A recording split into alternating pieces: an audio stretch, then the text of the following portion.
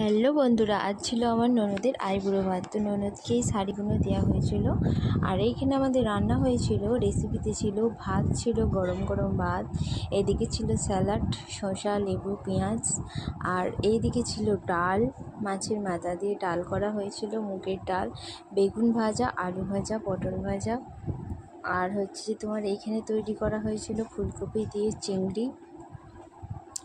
চিংড়ি মাছের কষা মটরশুঁটি দিয়ে। আর এইখানে হয়েছিল মাছের ঝাল, মাছের কারি হয়েছিল। আর এখানে ছিল লাল লাল চিকেন, আর হয়েছিল চাটনি ছিল, এখানে টমেটোমের চাটনি ছিল, তারপর ছিল পাঁপড়, তারপর তো মিষ্টি দই ছিলই। তো এইখানে চলুন দেখি, সাজিয়ে খেতে দেওয়া হয়ে গেছে। আর এইখানে হচ্ছে ননদিনী বসে আছে, আর এইখানে সব বৌদিরা ফটোশ্যুট করছে। তো আজকের মতো ভিডিওটা এখানে শেষ করছি। টাটা।